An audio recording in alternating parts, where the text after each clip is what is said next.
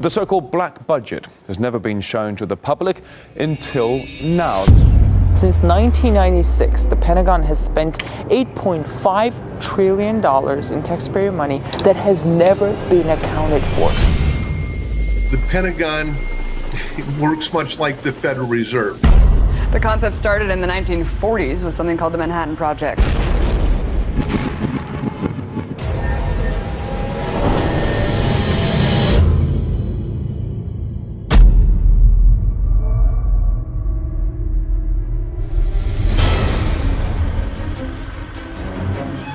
And what she basically was told, this office receives the money, we generate false reports back to the president and to Congress. That money then passes out of this office to a black project. According to some estimates, we cannot track $2.3 trillion in transactions. In the councils of government, we must guard against the acquisition of unwarranted influence, whether sought or unsought, by the military-industrial complex.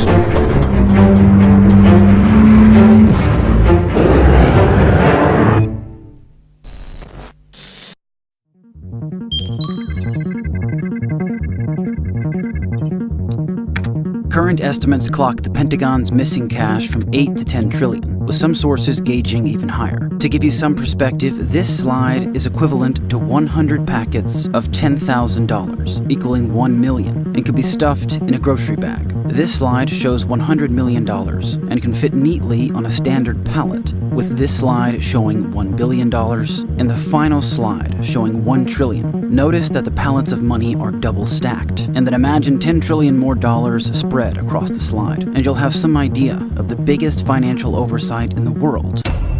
So where did this money go? What is it actually being used for? There are many theories, the first being that every year hundreds of billions of Pentagon dollars go missing, not because of fraud, waste, or abuse, but because US military planners have appropriated it to secretly develop advanced weapons and fund clandestine operations. A shadowy government with its own Air Force, its own Navy, its own fundraising mechanism, and the ability to pursue its own ideas of the national interest, free from all checks and balances, and free from the law itself.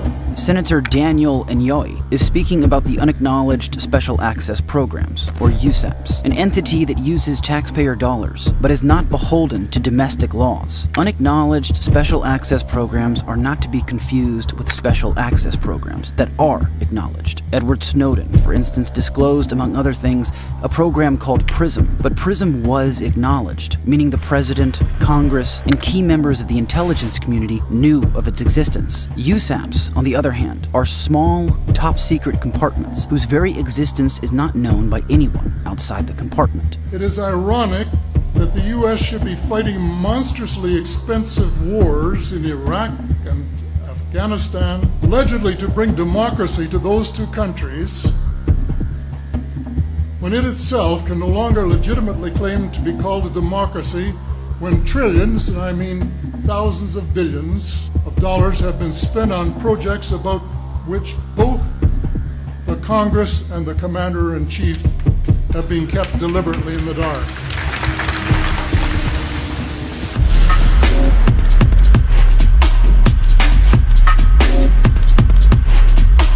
In the US, there are 3 types of classification: confidential, secret, and top secret. But just because a person has top secret clearance does not mean this person can gain access to all the different top secret documents of the intelligence agencies. However, this 3-tiered classification system is not enough to protect some of the more sensitive information. Therefore, additional levels of compartmentalization have been created, e.g. USAPs. A Department of Defense manual describes USAP as follows, quote, "Unacknowledged SAPs require a significantly greater degree of protection than acknowledged SAPs. A SAP with protective controls that ensures the existence of the program is not acknowledged, affirmed, or made known to any person not authorized for such information. All aspects, technical, operational, logistical, are handled in an unacknowledged manner."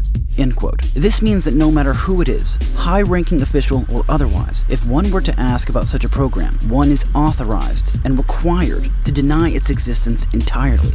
If you're in a very tight compartment, then you have to sign a statement that you will not divulge the existence of the project or even answer a question that could divulge the existence of the project. It's not even on a need-to-know basis, it's on a basis of people being identified specifically to know what you're working on and directly associated with the project. All you would have to do is visit Russia to see how they did it.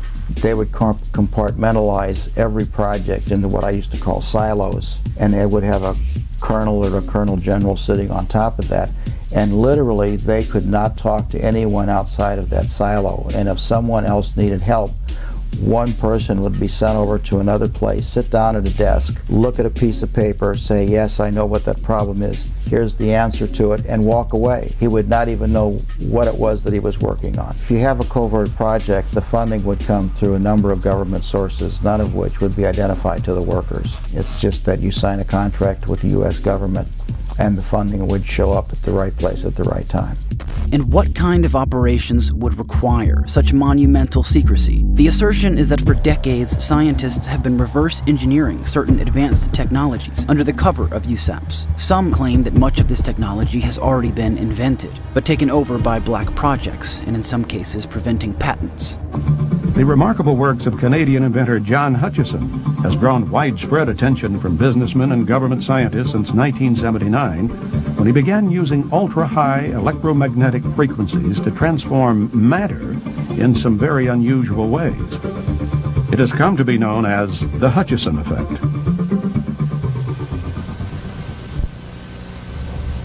The objects you're seeing moving there is a form of levitation by translational movement, meaning that the objects become lighter and can float around.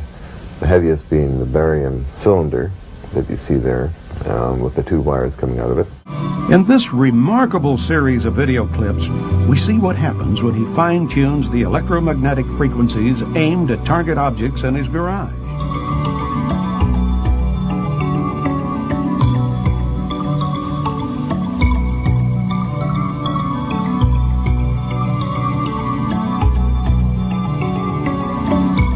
What is interesting and also frustrating about his invention is that he's using a combination of Tesla coil and Van de Graaff to produce a very disruptive and lifting experiments, which in one case, for example, actually lifts a 19-pound bushing toward the ceiling just from electromagnetic fields.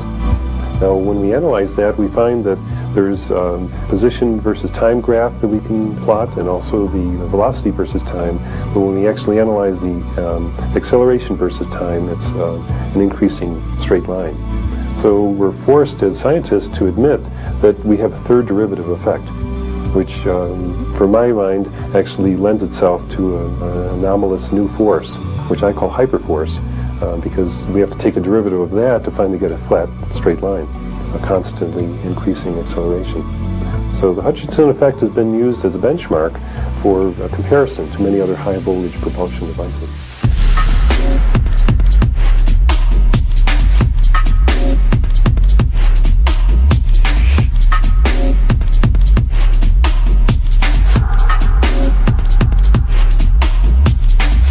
Many claim that this particular video is genuine, and that it's these kinds of zero-point energy or anti-gravity technologies that are being built in USAPs. But John's infamous Hutchison effect is not scientifically credible, as he has been unable to adequately recreate the effect since 1991. But even beyond that, many claim the videos are entirely fake, because 10 years after his videos surfaced, he was caught blatantly hoaxing one. Notice the string pulling the toy UFO up and down at the left-hand side of the screen. But some claim that this was only a fake because of John's inability to recreate what he actually did in the 80s, pointing to how well documented the original Hutchison effect was by Colonel John Alexander, who funded a 4-month exhaustive study of the effect through Stanford Research Institute and the CIA, where a team of 4 military scientists stayed with John to document his results, and found all of them, as witnessed in the 1980s footage, to be real and unexplainable by conventional physics. 2 of the team members were physicists from Sandia National Labs, who speculated that what he was tapping into was a, quote, torsion field, or spin field effect. It's difficult to pin down the truth of John Hutchison, of his palpably odd and eccentric nature, of his supposed experiments, but I'll leave the rest of that inquiry up to you.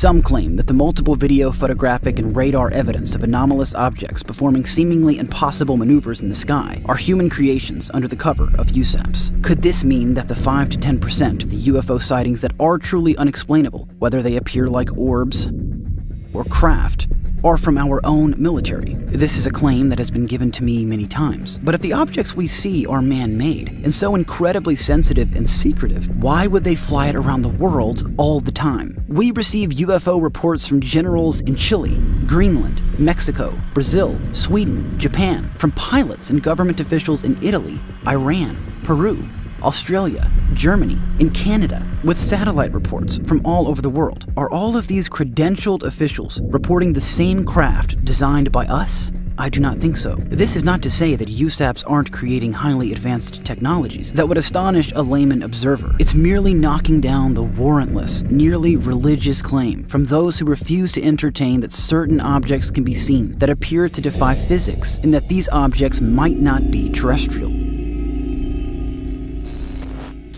What about whistleblowers? His name is Edward Snowden. He's an American former CIA employee and computer technician.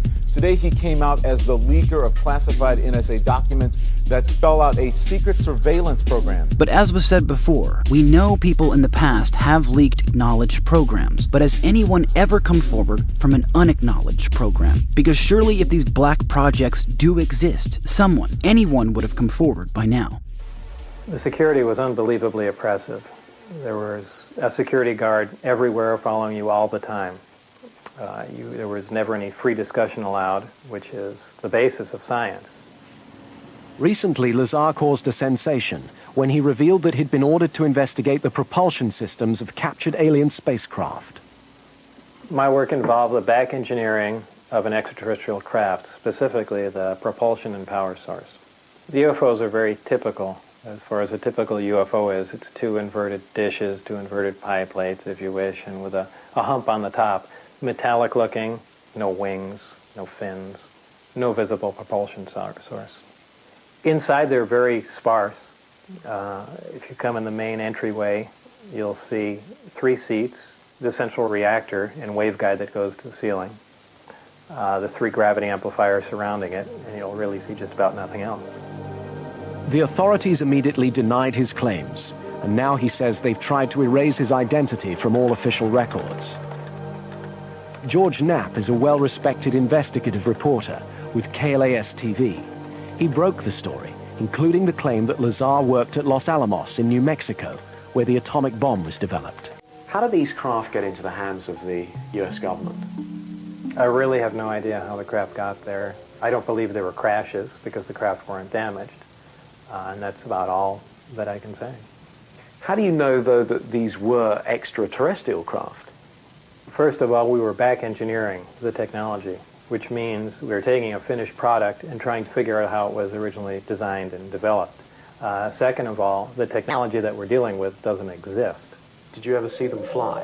They were frequently tested. They were tested normally on Wednesday nights when the traffic was lowest in the area. I saw one test close up, and several tests at a distance of about 15 miles. It was in Japan. Back in Las Vegas for a visit, Lazar recalls why he came forward in the first place. He had traveled to the S-4 base only a handful of times, but began to get scared. I began to get worried in that, boy, they've given me all this classified information.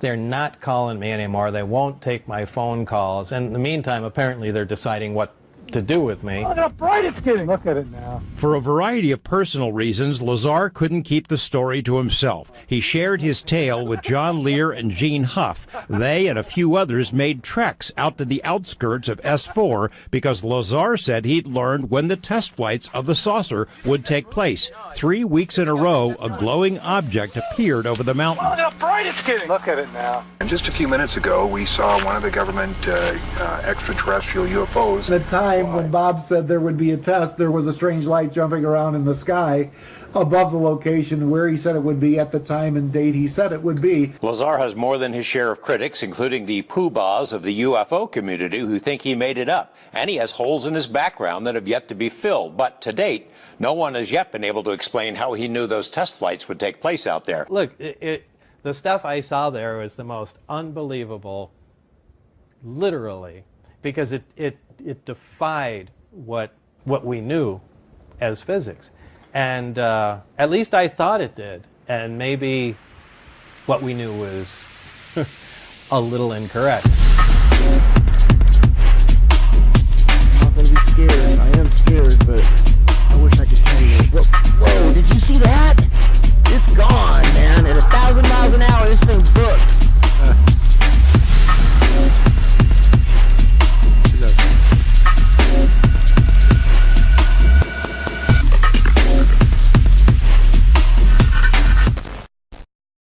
It's useful to be skeptical of Lazar, as many claim he's simply lying, and that Lazar's propulsion system seems plausible to anyone without a physics degree, that he never set foot on Area 51, that his elaborate story was constructed with the same fastidious care he's lavished on his fireworks, jet cars, and other mechanical projects. Others theorize he's participating in government-controlled disinformation, put forward to distract the broader population from what's actually occurring in the intelligence agencies. Lazar has always displayed an exceptional respect for detail and consistency, and he has an extraordinary ability to focus his attention on whatever his current project is, to the exclusion of everything else. His only deficiencies, skeptics argue, seem to be moral ones, that is if you consider lies and the exploitation of others to be wrong. Those who doubt Lazar's extraordinary claims positively assert that no matter what his intention, Lazar did not work with flying saucers in an underground hangar near Area 51. He made it all up with his obviously intelligent and dishonest mind, with many pointing to his stated credentials, which failed to check out. I did a lot of checking on Bob. I tried to meet with him twice. I was supposed to on one occasion, and he didn't go along. I checked at MIT, I checked at Caltech. Neither one ever heard of them. Defenders of Lazar, however, claim it's not far-fetched to wonder if there was a concerted effort to remove Lazar's existence on paper. These kinds of methods have been used by agencies in the past. And how was it that on Wednesday, March 29th, 1989, Lazar was able to predict the exact flight schedule of the craft in question? This was when Lazar, his wife, and 3 friends drove to the edge of Area 51 to watch and film the test flight. It is bright right now. Admittedly, the tape proves very little by itself because with the distance and darkness, there are no reference points other than the alleged flying disc. But Lazar's information about the time and location of the test flights proved correct, not once, but twice. Thousands of people have been driving to Area 51 for decades attempting to get footage like Lazar did, but none could, and Bob Lazar got the footage on his first try. And when the footage taken by Bob's friend is more closely examined, the object appears in the shape of the craft Lazar has consistently been describing. Did he know the exact place and time the supposed craft would be flying? Because he's telling the truth? What about Lazar's W-2 form, which lists an unacknowledged government department with the correct name, date, state, and an identification number listed as top secret in IRS records, and was validated by District Judge Jack Lehman? We do have a W-2 form of record that shows that he worked for the United States Department of Naval Intelligence. And in 1990, during Operation Desert Shield, aviation expert Jim Goodall, who was on active duty in Washington, D.C. with the Minnesota Air National Guard, goes to the Navy's investigative office in the Pentagon to ask about the validity of Lazar's W-2 form. And I said, I'd like to get verification of where this location is. It's a classified zip code. And the Navy officer said, just a minute, and made a phone call. He said, the Admiral would like to see you. So I go into this Admiral's office, and he said, Sergeant, if you ever come in this office again with something like this, I'll have you court-martialed. Now get out of my office and get out of there now. If his W-2 was phony, why did this Admiral have a hissy fit over it? This dismissive tactic would seem to be appropriate for the denial of an unacknowledged program. If Lazar was lying, how was he the first person to publicly announce Element 115, an element which decades later was placed onto the periodic table? 115 is strictly an extraterrestrial material. It probably occurs naturally in some other places, maybe other star systems. Some people not familiar with science or chemistry say, well, that's ridiculous. All the elements occur on Earth, But that's not true. There are elements on the periodic chart that aren't found on Earth. But skeptics argue that Lazar's Element 115 prediction does not matter, given that the element does not appear to have the characteristics Lazar claimed. I do not know if Lazar is telling the truth, and it's likely that most USAPs, if indeed using funding from missing trillions, will never see the light of day. But other than the alleged liar, Bob Lazar, several people who worked in USAPs have come forward, detailing their stories in depth, all of whom say truly remarkable and consistent things, and if true, could have powerful implications for all of us. It's up to us to digest and purport this information the best we can, to be skeptical, but not to allow that skepticism to prevent us from having an open mind. Understand that he willingly agreed to take a lie detector test, requested and independently arranged by a Las Vegas reporter. Terry Tabernetti is the ex-cop who administered the test. If he's lying, he ought to be in Hollywood, because he gave absolutely no physiological indications of attempting deception. He never deviated. We covered it several different ways. I asked the same questions several different ways, and his answers were always the same. Hooking up, going through the test, then started the emotional roller coaster that I experienced that night. And it's something that I can honestly say has changed my whole outlook on things. About halfway through that test, I'm looking down, and all of a sudden the realization sets in that I'm looking at a probable, truthful result. And I mean, I'm getting chills right now talking about it, because that's what I got. On every chart that I did, one relevant question that was the same with every test was the last one. Have you deliberately lied to any question concerning the UFO information you've given me?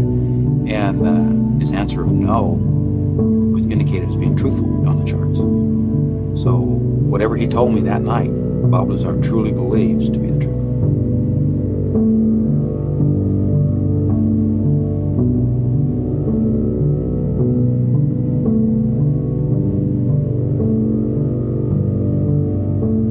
Whenever she's alone, or that child she dares